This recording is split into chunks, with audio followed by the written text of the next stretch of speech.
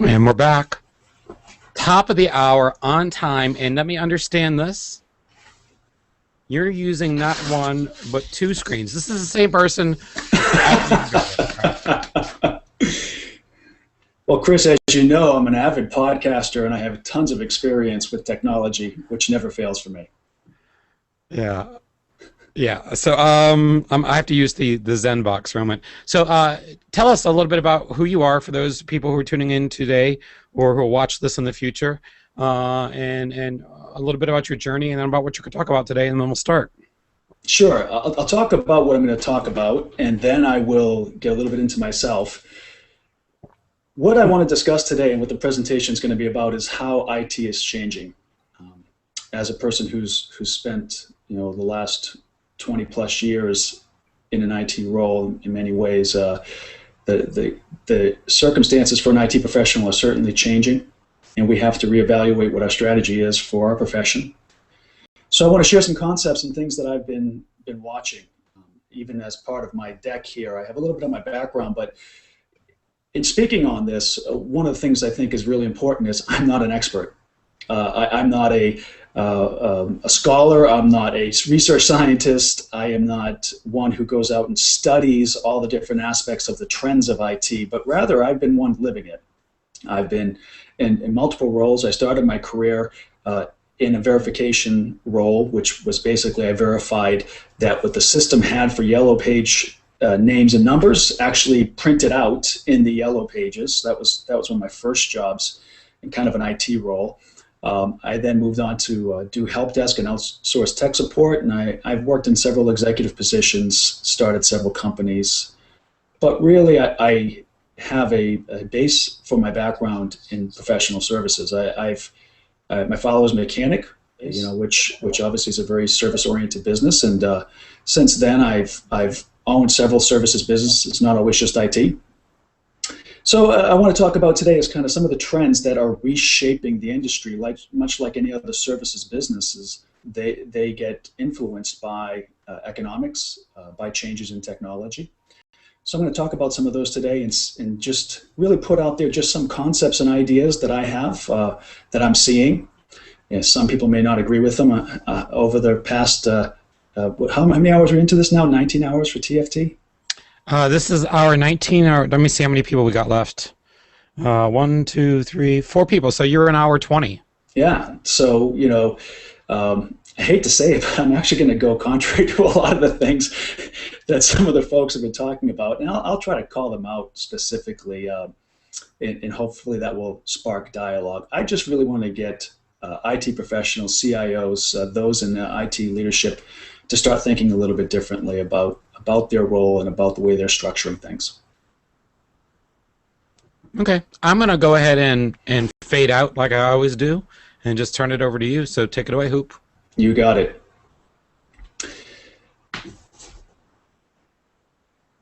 So one of the things that we need to ask ourselves is IT a viable entity?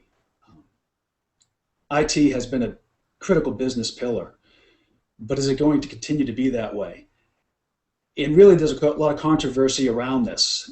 It probably started, I would say, back in 2003 when Nicholas Carr wrote a controversial paper for Harvard Business Review entitled IT Doesn't Matter. And of course that's strong words. But his theory was really that as technology became commoditized, it no longer becomes an imperative. And the reality is as we look at the technology that has sustained information and promoted information, a lot of that has been structured around its infrastructure.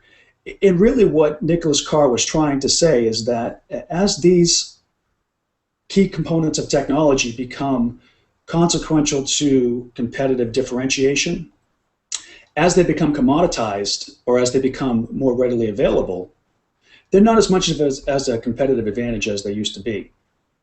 So they become less strategic. Another quote from his paper said it well. It said, "The trap that executives often fall into is assuming that opportunities for advantage will be available indefinitely. In actuality, the window for gaining advantage from infrastructural technology is open only briefly. And I think we would all agree with that. As we saw wireless become a competitive advantage for many companies in producing wireless capabilities, now that's pervasive. If you don't have wireless capabilities within your technologies, your hardware, your mobile apps, things like that, then obviously you wouldn't even be able to sustain any type of operational activity or business structure. And so with that, as these technologies become more pervasive, there's something that happens. And again, he quoted this in his paper. He says, often, in fact, the best practices end up being built into the infrastructure itself.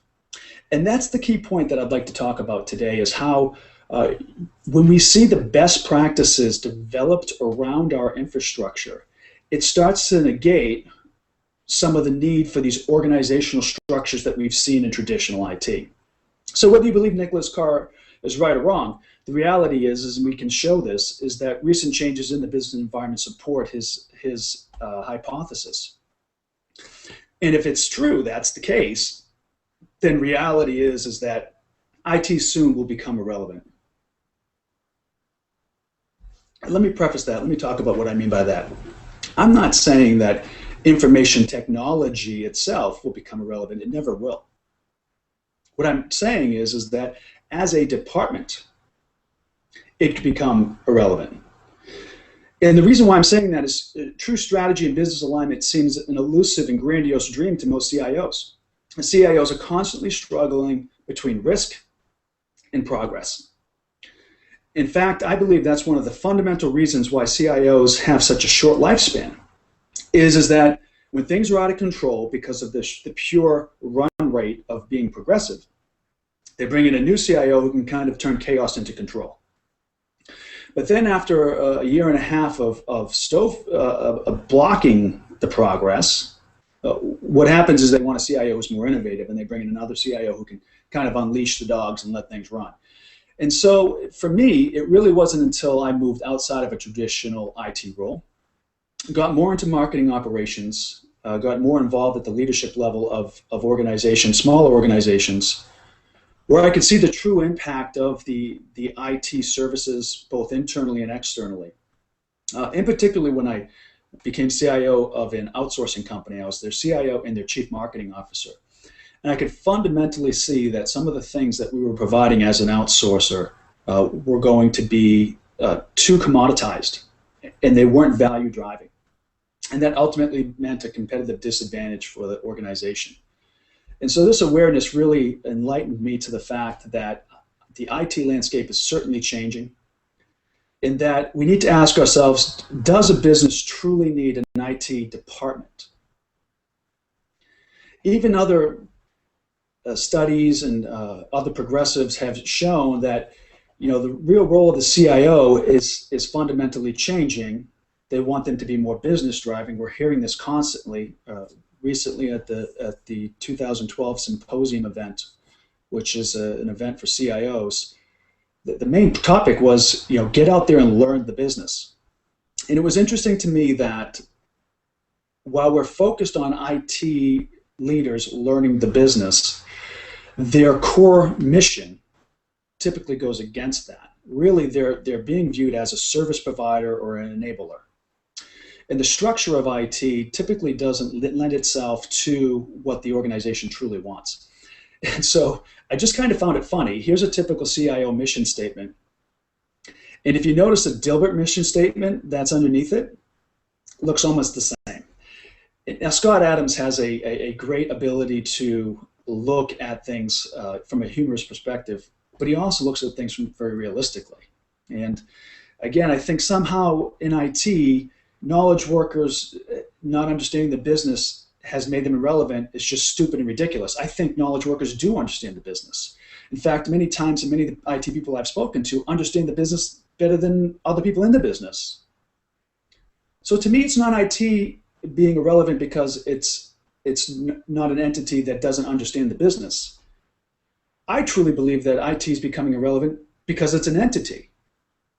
Just the pure fact that it's a department somehow makes it like a Department of Works or a highway department the people who build and repair roads. So you build the road and then you spend the rest of your time repairing the road or maybe expanding the road or doing some planning.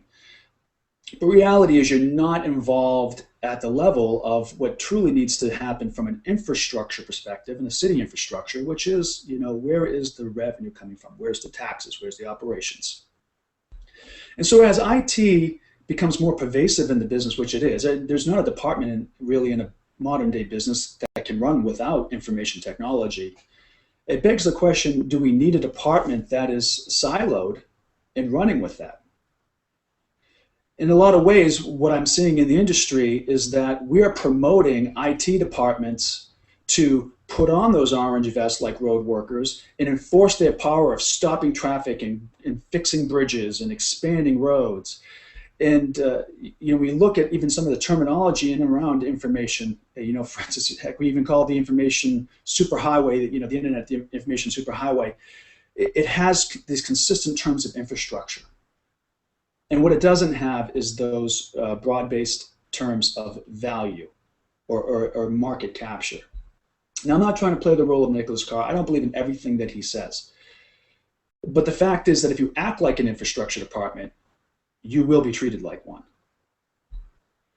And so if we look at that from a stance of progress for business, in the olden days, businesses used to build their businesses around readily available resources, such as, hydroelectric power would have a whole bunch of manufacturing or textile mills built near that facility so they could get electricity, they could get the resources that they needed. As electricity became commoditized, their expansion and a placement could be anywhere. And certainly I think we're seeing that in IT. One of the ways in which we're seeing this, obviously, is the cloud. The cloud, for many, has transitioned how we obtain services or how we utilize technology. Now, I'm not going to get into the buzzwords and the stupidity of a private cloud, external cloud, a hybrid cloud, all these things. To me, cloud equals one thing: choice. The businesses are no longer looking at technology from an IT department. It's no longer about vendor selection and independence. It's about freedom of service. And this changes the game for the person or the team or the organization that has built itself up as a service provider. See, the business now looks at this and says, we're no longer held captive to the constraints and rigors of this organization whose leaders are replaced every 18 months. But rather, they can look at things and say, oh, well, we can get what we need as we need it. We can have autonomy. And when you have autonomy, you have a taste of autonomy, and you're presented with a change request for your internal enterprise IT apps, well, you know what you can do with that change request, right? And so if we look at this cloud in the term and the concept, a few years ago, yeah, it might have been a little hype-ish, but there's no denying right now that we're past the hype cycle. It's pervasive. It's reality. It's in almost every IT department. You can't walk into an IT department and talk to someone who has not heard the term cloud or understand its concepts. Maybe they don't have experience actually deploying things to the cloud yet, but even that's pretty rare right now. Here's an example of Google Trends. And if you search cloud in Google Trends, you can see that we ramped up massively in the hype cycle. But the fact that it's now declining indicates significantly that this has become a commonplace term. It's an acceptance of this term. Even people like me who were very openly saying, cloud's a stupid term, it's a marketing term, use it. I can't not use it, because if I talk about internet-based services, or if I talk about virtualization, if I talk about all the different aspects of the things that make up cloud, people don't always know what I'm talking about now. But if I say cloud, they get it.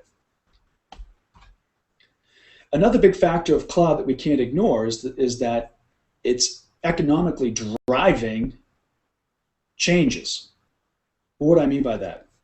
Well, if we look at some of the funding for cloud and the venture financing space, it's growing, it's growing, it's growing. And what does that mean? It means there's financial opportunities there. And where there's financial opportunities, there's going to be a cry of innovation. And this isn't just a cry of innovation, really.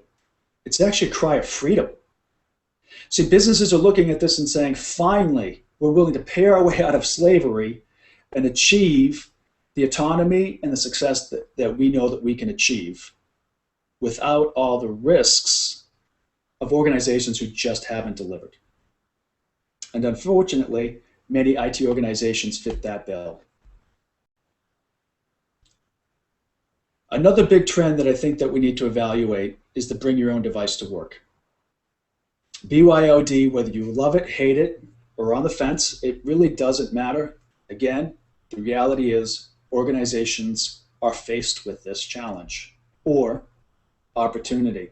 And that really depends on which side of the fence you sit on and how you look at this. See, again, the cloud created a platform for all these devices so that people could acquire the data when they want it, how they want it. And this is a big difference than what they used to get from IT as a department. Now I can bring my own technologies, things that I'm familiar with, able to accomplish things that I couldn't get before with inside of IT and actually produce business results. If I'm producing business results, it's going to be hard to step me away from that. See, this newfound freedom is actually enforcing to the business users that they are the business. They are the data. They're the device. And that's a big mindset change. See, before when you used to think about teams and structure and enterprise efficiency and operational efficiency, we used to look at it in terms of integrated systems, integrated departments. That's changing for a lot of companies. As we've heard in several of the TFT presentations, the loyalty of different users or employees has significantly dropped. People know that they have to produce or they're gone. So they're going to produce at any way that they can, even if it breaks some rules or some policies. Again, if we look at kind of some of the trends that are happening inside of BYOD, notice the search terms here. Bring your own device is a term that IT uses quite readily. We're familiar with it. But if you notice some of the top terms, notice it says BYOD policy. Again, this shows me that IT, again, is struggling to get it. What we need is not BYOD policy, and what we don't see here is BYOD strategy, BYOD innovation. See, the acceptance of these devices in apps like Evernote, Dropbox, and all these different cloud-based tools that plug right into our BYOD strategy for those who are getting things done. We can see that the mobility, the access to data, all these things are being defined in a platform without IT's involvement. And I don't know that that's a bad thing. And what this ultimately is leading to is the fact that IT certainly has enjoyed outsourcing. Outsourcing has been a beautiful thing for those, especially in the dating period where you're checking out vendors. But after time, we all know that things can get ugly. But even if things get ugly, and many times we feel that we're held captive by these outsourcers, we know one thing's for sure. Outsourcing is here to stay. Outsourcing continues to grow, and organizations are continuing to look for ways in which they can stay competitive. And one of the ways that they're going to stay competitive simply is by the economics of it, is to scale. And you can't compete at scale with domain knowledge of commoditized services. It's just impossible. Especially where there's countries where the cost of living is so low and the knowledge around these commoditized services is so readily available. The Cisco technology and VMware technology and all the infrastructure and data center services, all that insight, awareness, best practices is so readily available, so published, that those whose education systems are even decent can pick those things up and provide better redundancy, better availability of resources and knowledge workers to perform those daily and perfunctory types of activities. You can't compete with that. Another big challenge, too, is the accessibility. Again, as we mentioned, infrastructure knowledge is readily available, and it's no longer a competitive differentiator. So to say that you have data center operation services or network operation services where people are sitting and watching systems, well, those systems typically are remote anyways. Could you do that with lower cost resources? Yes. And could you do it as effectively? We're getting to that point where the answer again is yes. So thus we're seeing that uncreative or replicated functions will continue to be outsourced. This poses a challenge for the typical IT department, where things are structured a bit differently. Now, another big factor and trend that I'm seeing, I think plays into this mindset that I have, is the enterprise app store. Taking cloud and mobile and bring your own device, and now this enterprise app store, it really comes to bring to full circle the Internet of Things. And this is another major trend that will continue to devalue the IT empire. I meant the IT enterprise, sorry. It's the enterprise app store's ability to deliver things that get results quickly with immediate feedback loops and the ability to be updated with very limited resources.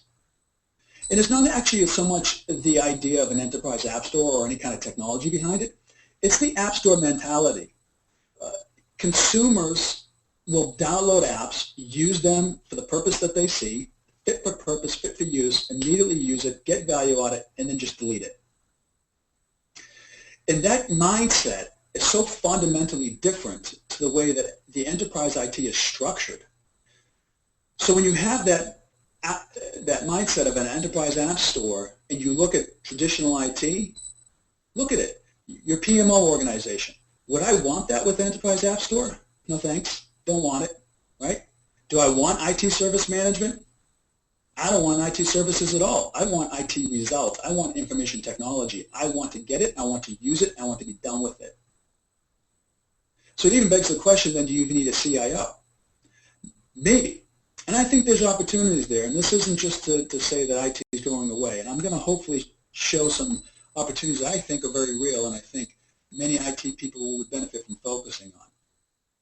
But this on-demand applications and the prepackaged and the end users and the ratings and the feedbacks and the updates, again, if you look at how that can be delivered by app providers, and you look at how much is around the enterprise deployment of apps, 60 to 80% of the IT staff is supporting these enterprise apps. Is that of high value?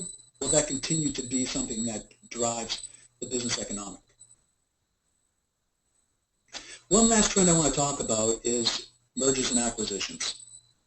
Now this laundry list of mergers and acquisitions really, it's a bit irrelevant, it's not important. But one factor is,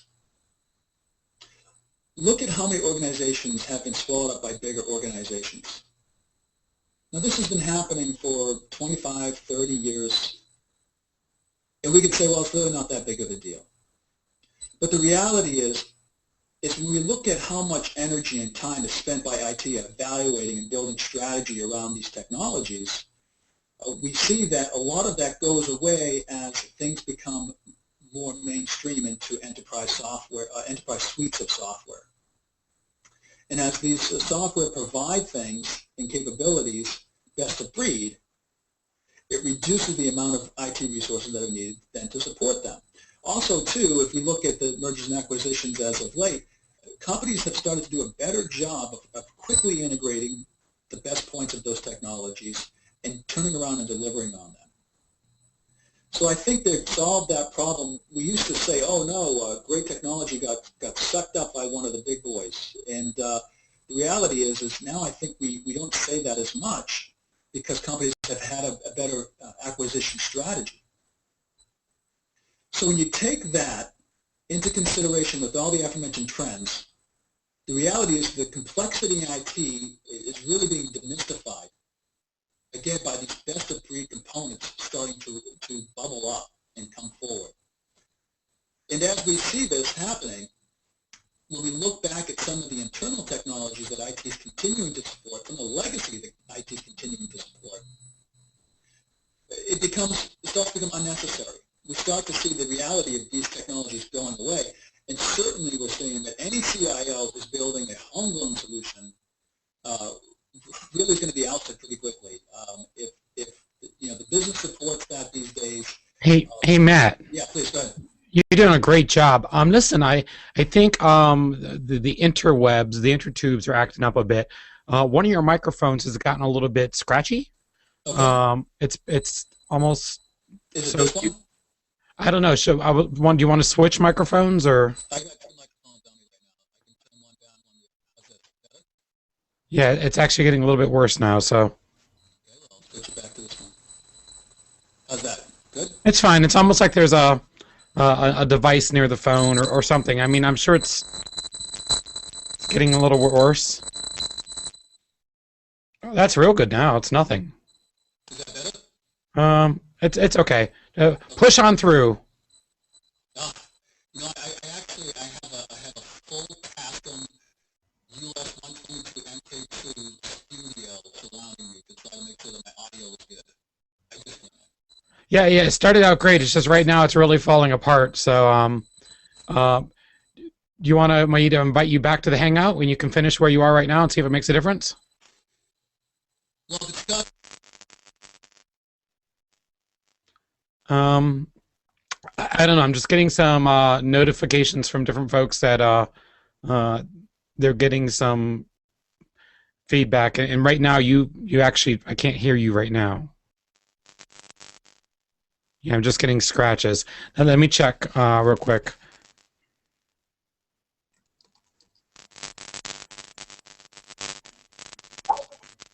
Yeah, it's complete static right now. Let me mute one of them and see which one it is. All right. And then go ahead and try chatting. Yeah, people are saying it's gotten a little worse. So why don't we do this, Hoop? Why don't you just How about this? Is this one better? that is absolutely perfect. We don't see your slide, but that sounds perfect. Now we see your slide, slide now, right? now we see your slide, and now you see perfect. All right, great. That was human-assisted disaster recovery. Thank you. Goodbye.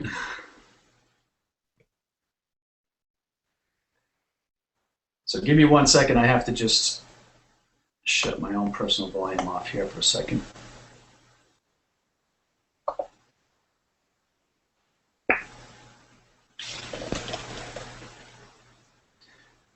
I apologize about that. So as I was saying, the reality is that the mergers and acquisitions is making homegrown solutions become even more relevant. So there's the doom and gloom. Hopefully onto some brighter opportunities. The reality is, in order to be attuned with these major transformations, companies need information that is aggregated and correlated to the existing and potential customers. And we in IT have heard loudly and clearly over the past few years that it is time for IT to be more customer-centric, and I couldn't agree more. Data that is not of high value to the decision-making process for the strategic aspects of the business is going to be archived. And what people really want is that real-time insights. We're seeing this real-time integration, big data, all these things that are helping us to stay and be more competitive. So here I think are where opportunities lie for IT. And for IT to not so much focus itself as an enterprise, but more as a competency. I think the new imperative really is maneuverability. IT has the opportunity to continue to be the underpinning for all the different business units to help them to maneuver faster and produce better capabilities. Whether it's fixing competitive pricing, whether it's differentiating in the marketplace, whether it's collecting and driving marketing qualified leads, any type of business intelligence that is required really is going to come from the information technology itself. And so I ask, are you ready for the change?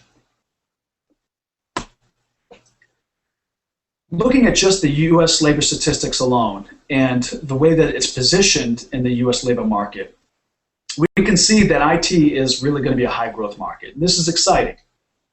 We want investments in information technology. We want companies to believe in information technology. We want them to spend. It spurs the economy. It produces jobs. It advances human society. It's all good, right? And so we want to drive that. And if we note here that those related services for systems design and in the industry being the growth are again caveated by this one statement. Notice where it says that the growth catalyst itself here in the industry, it's only going to happen through persistent evolution of technology and where companies are able to absorb this, enhance their productivity, and expand the market opportunities. This is a big caveat, and I think one that we have struggled with in IT to understand fully. And so for us, again, it's not that IT has not delivered primarily because it could not get absorbed into the business, but reality is that IT has struggled to present itself in a way that the business could absorb. And I think this is, again, by some of the organizational structures that have been promoted in and around the IT department. So the hope that I see is that if we could raise the bar of information management within the business, and not necessarily taking IT and making it bigger and stronger and larger, but rather utilizing information technology in the businesses more effectively, we could do that. And so I'd like to lay out in my strategy what are some ways to do that. We'll talk about preventive security training, how we can do data flow trading, some business intelligence. We're going to talk about some opportunities that I see, post 2013 into 2015 that could change the dynamic for IT as a whole. Now, big data is full of insights, and all businesses want to dive in and utilize this big data to really understand and drive some business insights. But the reality is taking that big mess of data and presenting it with some style has been a huge challenge.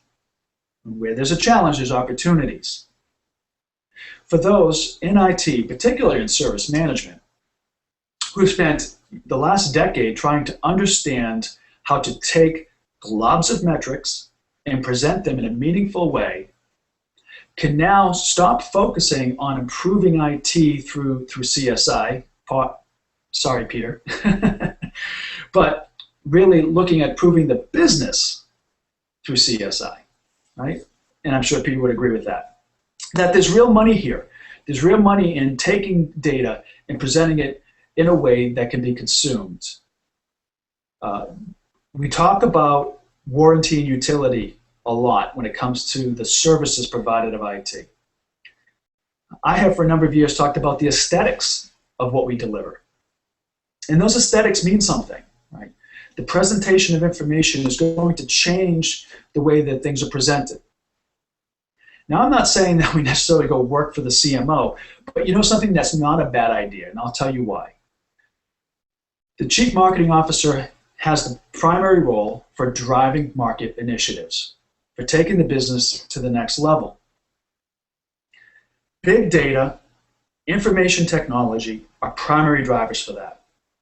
Laura McClellan of Gartner said that by 2017, the CMO will spend more on IT than the CIO. I think she's right. The way that I'm seeing marketing spend dollars in technology, they can do it faster, they can get value out of it faster, they get less resistance from the other business units. Because IT as a department has seen such roadblocks because of being a cost center, it hasn't had that dynamic that has enabled them to spend quickly and get value quickly, or as quickly as sometimes marketing initiatives. And I'm not saying that marketing initiatives haven't failed, believe me, they have. But when we look at the role and the challenge of the CMO, especially in the economy and for the US, we can see that the CEO is putting a lot of responsibility on their plate. We also see now a trend where a lot of CEOs come from the CMO role, or sales role. That's not a new trend, that's been around for some time, but it's certainly now becoming more pervasive and more the norm. So if you looked at that and said, how about making the CIO a hero, or better yet, how about replacing the CMO? See, by you taking a step in this direction, understanding these aspects of business dynamic, we could actually, in my opinion, be better CMOs than most marketing people. And here's why. Because we have the ability to look at things from a results-oriented perspective. But here's the challenge. And I don't mean to pick on these folks. They're good colleagues, and we have a lot of dialogue on social media. But there's a challenge with IT, especially being in a department with this mindset. Here's just to prove my point.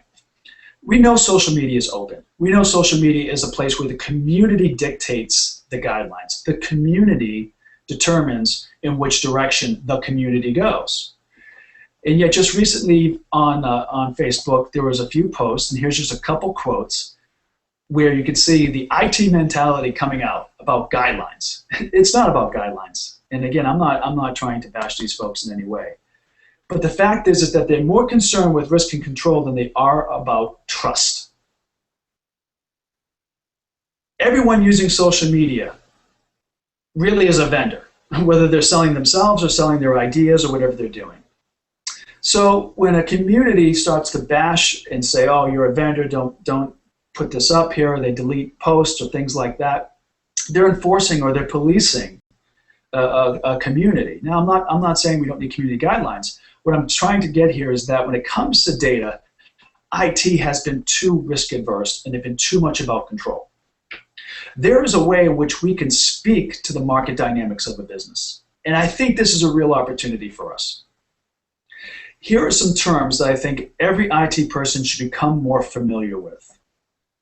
Now, I'm not advocating that they go out and spend time with the business to learn these things. And not to pick on another rant that happened on social media about IT spending time with the business to learn the business. And some folks on TFT even said that, they should get out behind the desk and go out there and spend time with the business. I'm not sure I'm a believer in that. See, if I'm a value player within the organization, those folks are going to come to me. I can sit behind my desk because I have knowledge and insights and things that are of value to them, and they can come to me. They'll ask me, how did you get that data? How did you come up with that result? How did you predict that market initiative? And to me, that puts you out of a role of someone who's trying to figure out where your next role is going to be and how you're going to survive, and puts you in a role of where you are strategic to the organization. So in my mind, in what I've done, is approaching marketing in a way that says, hey, I'd like to learn what you do and how you do it, has never worked. Marketing doesn't have time for me. They look at me as an IT person and say, hey, I'm still waiting for these 5 projects to get finished by you. I would just love for our sales forecast to be integrated with our CRM. Could you go do that for us, please? That SQL thing that you're trying to fix? But the challenge there is we're trying to integrate systems, we're trying to provide innovative technologies, and we don't fully understand how they're using that data. So for me, it would work something like this. If you took the approach, some of these buzzwords here, and used some reverse psychology with the marketing team, and the marketing leaders, and the sales leaders, and those who are in channels, and you approach them, particularly the channel partners, and approach them and say, I would like to review how we can get some better analytics out of the revenue driving processes that we have. And what I want to do is I want to really improve the services and capabilities that you're getting out of the information technology to support those revenue driving analytics. What this does is this gets immediately into the pain space of that marketing team. And then you can then take that to the next level. You say, to better understand this, where I'd like to start is I'd like for you to work with me to make sure that I have a good understanding of our market demographic. This way, you're coming to the table and you're showing this is what you understand about the business. And again, I believe that IT people know a lot. So we put it out there, we show them, this is what I understand about the business. Now what happens is marketing says, yeah, you're kind of right about this, but you're not really right about this, and we're actually thinking we need to go in this direction, and we're hearing these things about the industry. Now you are learning about the business. You are engaging, truly engaging the business at a peer-to-peer level. And you're not being viewed as a service provider, but actually as someone who can be a sounding board for how things will drive. And then you can bring that back into IT and say, okay, so this is what we're looking to push forward with. These are our customer-centric innovations. This is not our new CRM. This is not our new sales forecasting platform. This is not our new, PCI-compliant partner enablement reporting system, right? They're customer-centric innovations. These are the new things that we're putting in place, new architectures, new data drivers that are going to help us drive more revenue into the business, right? So now we've got these folks really jazzed up about things, and then ultimately you close it off with the finish. See, by investing some more into these capabilities, what we'd like to do is staff your organization with more IT capability so that you can optimize the customer experience. And to me, that's the close. That's going to grow jobs. That's going to allow inside of these organizations more IT capability where they understand governance, they understand security, they understand these things. And the reality is we don't need a department holding on to the keys of the kingdom, right? If IT continues to be a control freak, if IT continues to worry only about security and about the data and who's controlling it, and not understanding what the intent is of that data, well, then they're missing out. They're missing out on a great opportunity to really drive the business forward. In reality, if IT holds the keys to the data, then they're going to be treated like a chauffeur. And that's not what we're looking for. End users are for themselves choosing where to share that data, where to store it. If you think you can control that data, if you think that you can lock that down, you are fooling yourself. It's not what IT is about. IT cannot be the chauffeur in this relationship. We need to teach the business how to drive. And if we took the approach of making our end users more security aware and helping them appreciate when they type into a field or when they cut and paste or when they do certain things, we will not only learn more about the business and what their intent is with that data, we're going to increase the efficiency of how they operate with information technology. Yes, it makes them less dependent on IT as a department, but it makes them more dependent on information technology, which is truly what we want to drive. So again, how can we do this? It's really about being a backseat driver here. It's almost like being the driving instructor. We want to let them drive. Literally, watch their screen, sit behind them while they run through a transaction or perform a business process, and understand the data inputs. Not just what they're typing in and where that data then goes digitally, but get an understanding of where did they get that data originally. Performance engineers call this application mapping. And application mapping is an excellent tool. When we take application profiling and we can understand the process of where the data inputs are and where the outputs are, this helps us understand the data flow. And by talking to different individuals and understanding where they got those concepts and where they got this information will help them drive the data more efficiently and protect it. So it literally starts with the human inputs on the transaction. We want to map out these fields, and we want to understand, not from a point of constraint point like a performance engineer is looking for, or where it's stored and access and availability like a security engineer is looking at it. But we want to look at it from a business perspective. What is the intent? So earlier we picked on the channel partner manager, for instance. The channel partner is trying to disseminate information to partner organizations. Typically, because the partner organizations are smaller and more capable in handling the customer analytics, a lot of organizations will just funnel over all these direct end user customer transactions. Typically violates PCI. We know this as security engineers. If you were to sit and watch this, and here's a warning, when you're watching and when you're learning, don't shut them down. Take notes, listen intently. If they're violating a rule, deal with that later. Truly listen to them. Try to understand what was their intent in doing that. See, because they may have already asked the internal IT department for a report to send to these partners, and it got shot down or it never got done. So they're just shipping off end customer transactions just to get the reports done and to continue to grow the pipeline with the channel. If you tell them they can't do that anymore, they're going to continue to do that. If you stop them technically, they'll just find another way to do it, right? So that's a foolish way to look at it. So really what we want to do is we want to step back and look at what the intent is. The intent is to enable the partner organization. And so through this, really what started again from a security perspective, understanding this, we can now see that we can control more data. If we have access to data that other organizations are looking for, not only can we control it in a way that helps secure our information, maintain compliance, but it also may be something we could be selling. If it's not something they have and something they want to get their hands on, it could actually be a revenue opportunity. And this is the mindset change that I think we need to look at. See, customer-centric data mapping looks at things from an end-to-end transaction, but business-centric protection looks at it not just from the storage and who has availability to it, but also where are the revenue and growth opportunities.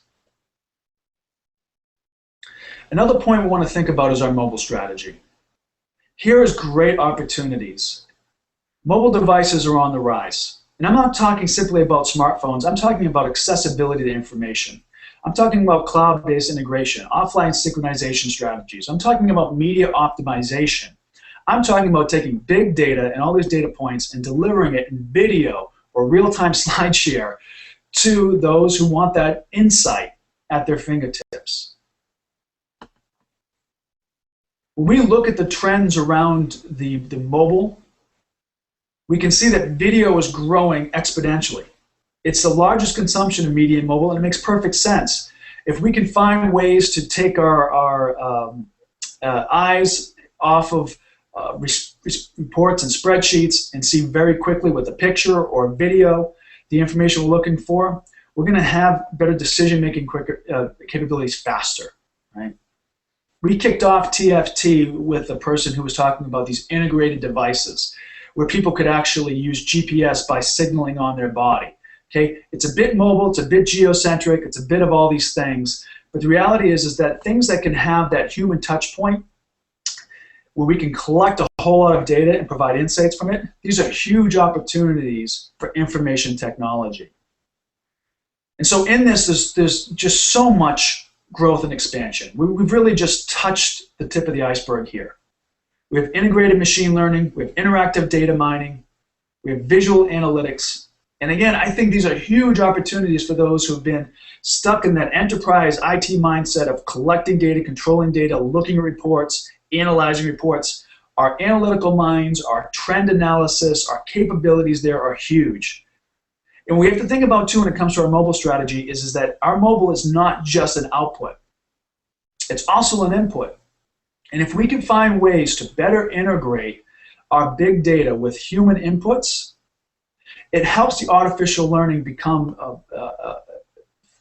more too personalized. It helps it become something that humans can better absorb. I think this is huge. This takes data and information technology, and it takes it out of that siloed, something that's really not part of us, something that if it gets replaced, not a big deal, and rather becomes almost like an augmented cyborg component of us, right?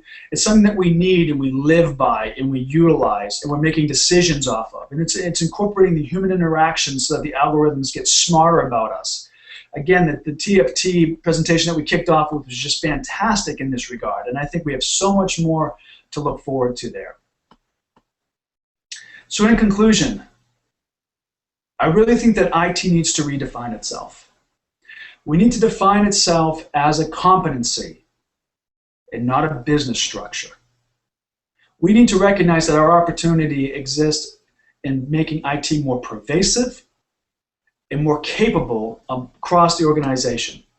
I truly believe that if IT continues to fight for its independence, that it will not only lead to isolation and competition, it will lead to it being non-existent. So rather than a robot that will perform functions for us at will, that we can replace that robot with a new model, IT needs to be more like an augmentation to our body. Something that works within the business. They wouldn't even think about chopping it off. They would think about how to better utilize it, better incorporate it. Thus, and only then, will the brain accept this component, this artificial limb, as something that they can make decisions and trust. And I think if we do that with IT, that will be a better future for us.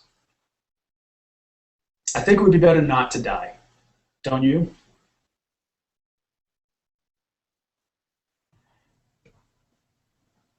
Uh, I'm usually the person freaking people out. You, you there, Hoop? I'm here. Okay. That was kind of scary. I like being scared. Wow. So you have a unique perspective that I think a lot of people might misunderstand, or not misunderstand, but they don't know your perspective like I do. And that is, you were a CIO, you were a CMO, and you've done a startup. Sure. I've also been a network engineer. I've been a network manager. I've managed DBAs. Yeah. I've run data centers. Yeah. So you've practically sat in every seat. So either A, you are hungry to learn, or B, you have a wealth of knowledge that most people will never have or understand. What out of all those roles you've ever played, can you give me 3 of the most important lessons you learned? Well, probably the most important lesson that I have learned is no matter how much you think you're an expert on something, you're not, right? So, I mean, that's kind of a life lesson in a lot of aspects of anybody's life. But what I mean by that is simply that, you know, I was certified as an MCSE in like 1997 or 6 or something like that. You know, me too. Yeah, we were like one of the first ones, and I had all these job offers thrown at me to go to different companies because I knew how to deploy an NT server and an IP network and IIS and, you know, all these security services. And everybody kept telling me what an expert I was. But fortunately, I had that mindset where I would look at them and say, I'm not an expert. I'm just really good at figuring things out. And I'm willing to learn, and I'm willing to push forward. And I'm willing, even then, to make a mistake, and I was willing to fail. And I think that's a real, you know, disadvantage for a lot of IT people because they aren't willing to fail, to put your neck out there and you know, take a risk, you know, to take time during the week to analyze customer, you know, behaviors and patterns when there's a full marketing team to do that. It's just something that's just so out of the norm for me. But Hooper, some people have mortgages and families, and to take a risk at work means they could be discharged, challenge someone's ego. We're dealing with that culture issue that John Willis talks about. We're dealing with Gene Kim's book. We're dealing with all these things that we don't want to say what it is. We've spent 20 hours talking about how IT needs to change, and we haven't once said we are IT. You know, it's because if you go back to the TFT, and again, my fellow speakers have done a phenomenal job, and this has been just a great experience. But you probably heard the expression, you know, working in IT. Yeah, probably 100 times if you went back and sound clipped it. And we're not, and we have that mindset that we work in IT. It's not working on IT, right? And there's a difference. If we're you know, I'm not a technophobe. I love to play with technology. I'm not very good at it, apparently. But, you know, I don't fear technology. I'm not afraid to try new things. And at the same time, you know, I'm not independently wealthy. I've got 4 kids. I feed a family, and I've continued to feed a family with you know, raising myself up through IT, looking for new opportunities. You know, sweating it out the night before a major presentation between, you know, for a bunch of directors who I didn't truly respect. You know, I've been there. I get it. But the reality is that if we let fear dictate our future success, then we've already failed. We need courage. And the reality is that IT is changing. And so that's why I tried to give very tactical things. I really truly think that others who have been in IT service management, who have been in management in IT, who understand the analytics of trends and have looked at reports until they, fell asleep, have a better perspective than a lot of these young marketing minds. And no offense to those young marketing minds, I think they're great, but they just don't get trend analysis. They don't get business impact. They don't understand business intelligence. I'm not gonna, you and I have a relationship, and I'm the host, but I think they just interpret it differently. I want to give you some feedback from Twitter. Is that okay? Please. Simone wants to remind all of us that we're not in IT, where we're humans working within it. Excellent. Yes. Which I think is important to remember. I personally can't wait till IT is in me. But that's a whole nother story. Carlos Casanova, he's really bummed out. He's missing this, but he's looking forward to catching your presentation later. Adam Mason, Next Mason, said that he wishes IT was at the table. Many CIOs are reporting to other people, finance and marketing. Earl Begley said that end user participation is critical. You got Matt Barron said the CMO is taking the business to the next level today. Barclay Ray is out there. He's doing 2 events apparently, one over on Bright Talk and one with us. Charles, I can't pronounce his last name, I never can. Quantum IT Charles. Said fantastically great job. And then much to not my surprise, we've got a reach of about 49,000 accounts and 112 impressions during your session. So good on you. Can I make a comment about, was it Next Mason's, having the seat at the table comment? In SIM I hear this all the time. Every time I hear it, I think of my mechanic coming to me when I ask them to repair something saying, God, I wish you talked to me before you bought this thing. Right? When you make that comment and you perceive yourself as a department and as a service provider, you will continue to be treated like one. As opposed, right, to someone who's coming in and saying to you, hey, Mr. Authority on Information Technology, here's what we'd like to do. Here's the car we would like to buy. Mr. Authority on Information Technology. Right. It's just not the way we want to be. All right, Hooper. That brings us to the top of the hour. We're going to get ready to bring on 2 other great speakers, Mark Kawasaki and Farah Ramatullah. I'll have her fix my name and that pronouncing, or fix my pronunciation at the top of the hour. Hooper, thank you so much for doing Hour 20 and your commitment to IT service management in the community in all of its facets for the last 3 years I've known you, and for the 10 or 15 years that you've probably been leading the way, is unparalleled and unprecedented, and I am so honored to call you a friend. Great, thank you. I'm honored to call you a friend as well. Be well. All the best.